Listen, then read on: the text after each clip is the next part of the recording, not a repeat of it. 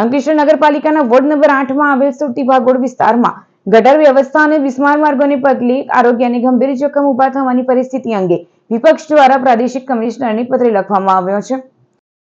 અંકલેશ્વર નગરપાલિકાના ward number 8 ના વિપક્ષના નેતા જહાંગીર પઠાણે પ્રાદેશિક કમિશનરને લેખિતમાં રજૂઆત કરી છે, જેમાં જણાવ્યા અનુસાર અંકલેશ્વરના સુરતી ભાગોળ વિસ્તારમાં ગટર વ્યવસ્થા ખોરવાતા ગંદુ અને દુર્ગંધયુક્ત પાણી જાહેર માર્ગો ઉપર સતત ભરાતું હોવા સાથે બિસ્માર માર્ગ ખાડાના સામ્રાજ્યને પગલે લોકો ભારે યાતનાઓ વેઠી રહ્યા હોવાના આક્ષેપ કરવામાં આવ્યા છે।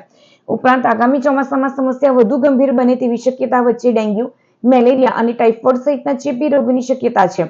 આ મામલે તાત્કાલિક તપાસ કરવા, વિસ્તારમાં ગટરની સફાઈ, મરામત અને ગંદા પાણીના નિકાલની કાયમી વ્યવસ્થા કરવામાં આવે, જર્જરિત માર્ગનું સમારકામ કે તાત્કાલિક નવો બનાવવામાં આવે, સંભવિત રોગચાળાની શક્યતા વચ્ચે યોગ્ય પગલાં લેવા, સમગ્ર કામગીરી અંગે જવાબદાર અધિકારીઓ પાસેથી સમયબદ્ધ અહેવાલ મેળવવામાં આવે સહિતની માંગણીઓ કરવામાં આવી છે।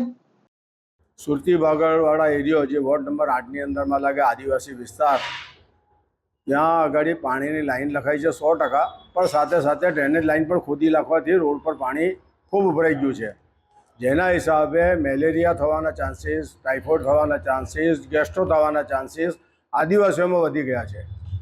હવે આ બાબતની અમે ઘણી બધી રજૂઆતો કર્યા અને તો પણ અમારું કામ આ લોકોએ કોઈ હાથ પર અને ધ્યાન પર લીધું નથી, જેથી અમે કંટાળીને આરસીએમ સાહેબને લખ્યું, જિલ્લા કલેક્ટર સાહેબને, આરોગ્ય વિભાગને, અંકલેશ્વર પ્રમુખને, મુખ્ય અધિકારીને સંબોધીને અરજી પણ આપી ને અમારા જે સિટી સિવિલ એન્જિનિયર છે તેમને અમારી રજૂઆત હોવા છતાં સિટી સિવિલ એન્જિનિયર આ જિમ્મેદારીનો ભાગ છે કે એમણે આ બધી વસ્તુઓ રેકોર્ડ પર લાવી અને આ કામને કેવી રીતે ઝડપથી નિરાકરણ થાય એ એની જિમ્મેદારીમાં આવે છે।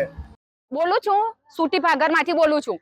આ અમારા એમાં એટલી ગંદકીનું ઘર થઈ ગયેલું છે કે જાનવરના તબેલા બી હારા ચોખ્ખા રહેતા હશે, એની કરતા ખરાબ હાલત અમારા સુરતી ભાગરની થઈ ગયેલી છે। ડેનેજ લાઈન ઉભરાયેલી છે, ગટર લાઈન ઉભરાયેલી છે, રસ્તાના ઠેકાણા નથી। હવે 8 તારીખે છોકરાઓની સ્કૂલો ખુલશે તો શું છોકરાઓ આમાંથી જવાના છે?